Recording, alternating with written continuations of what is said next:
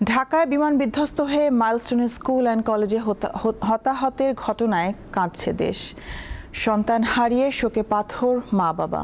সোমবারের ওই দুর্ঘটনার পর এরই মধ্যে অনেকের দাফন সম্পন্ন হয়েছে। একটি দুর্ঘটনা কেড়ে নিল অনেকগুলো তাজা প্রাণ, ভেঙে গেল কত শত স্বপ্ন, বাকরুদ্ধ গোটা জাতি।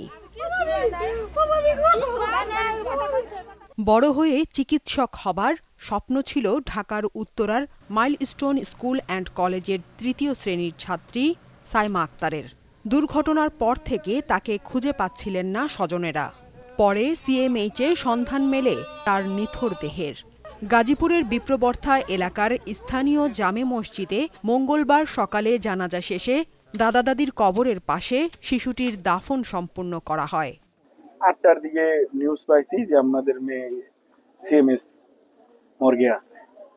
পরে আমার ছেলে যে লাশ শনাক্ত করছে, পরবর্তীতে আমি দেখছি। একই শিক্ষা প্রতিষ্ঠানে তৃতীয় শ্রেণীর ছাত্রী ফাতেমা আক্তারের বাড়ি বাগেরহাটের চিতলমারী উপজেলার কুনিয়া গ্রামে চলছে শোকের মাতন। আগুনে শিশুটির মুখমণ্ডল সহ শরীরের প্রায় ৮০% পুড়ে যায়। বাবা বনি আমিন শেখ দীর্ঘ ১৫ বছর ধরে কুয়েত প্রবাসী। সন্তানের মৃত্যুর সংবাদ পেয়ে সোমবার রাতেই দেশে ফেরেন।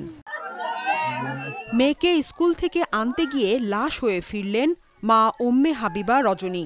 মেয়ে Jhumjhum Khatun milestone school and কলেজের ৫ম শ্রেণীর শিক্ষার্থী। ভোর ৪টার দিকে রজনীর মরদেহ মেহেরপুরের গাংনী উপজেলায় পৌঁছায়। এরপর জানাজা শেষে চিরনিদ্রায় শায়িত হন রজনী। আমার ওখানে মাইলস্টোনে আমার এক ছেলে এক মেয়ে পড়ে। ছেলেটা 6-এ পড়ে, মেয়েটা ক্লাস 5-এ পড়ে। মাইলস্টোনের ৮ম শ্রেণীর ছাত্র তানভীর আহমেদ এবং তৃতীয় শ্রেণীর ছাত্রী মেহনাজ আক্তার হুমায়রা টাঙ্গাইলের বাসিন্দা। মঙ্গলবার সকাল ৯টায় টাঙ্গাইলের মির্জাপুর উপজেলায় তানভীরের এবং সখীপুর উপজেলায় হুমায়রার জানাজা অনুষ্ঠিত হয়। জানাজা শেষে তাদের স্থানীয় ও পারিবারিক কবরস্থানে দাফন করা হয়। মাইলস্টোন ট্র্যাজেডিতে নিহত ৬ষ্ঠ শ্রেণীর ছাত্র আব্দুল্লাহ শামীমের বাড়ি শরীয়তপুরে। পারিবারিক কবরস্থানে তারও দাফন সম্পূর্ণ হয়েছে।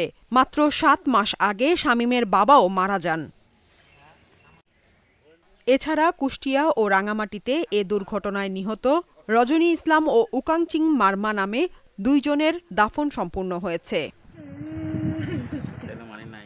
সাদিয়া চৌধুরী, দীপ্ত, বার্তা কক্ষ।